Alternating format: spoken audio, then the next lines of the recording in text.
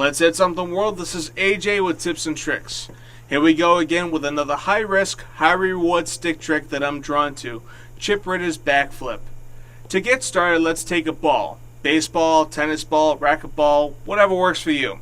We just want something that will assist us to learn the trajectory of our toss as well as the force needed to get the object where we need it to be. Don't forget to practice and learn with both hands.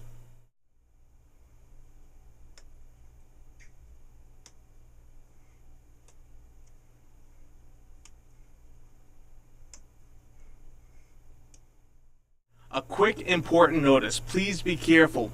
We're using a lot of torque on our shoulders and we may be using muscles that we're not used to working. If you feel any tightness, tweaking, or pain, please stop what you're doing. Stretch out your arms before you start up again. Another word of caution before we get started. Space is essential and the more you have, the better it will be. Learning this trick may require you to use a large open area. The first time I tried this trick, the stick shot up and behind me, and I was left confused like, what happened? Next we have to get the movement down and master the trajectory. Let's scroll through the basic move.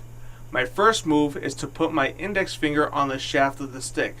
This will assist me in directing the stick in the direction I want it to go and also controlling the rotation of the stick to make it easier for me to catch.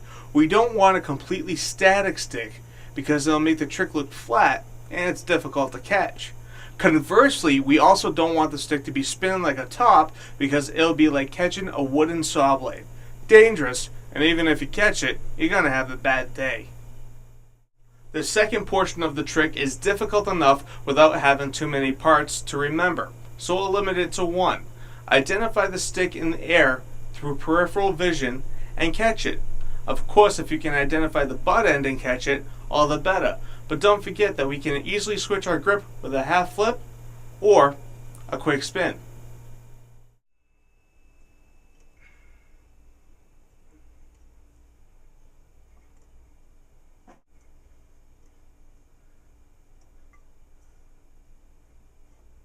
The final step is to integrate the trick into our plan.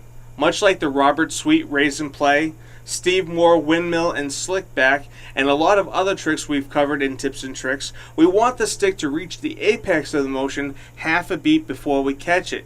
We want to toss on one, have the stick reach its apex on the and catch on the two.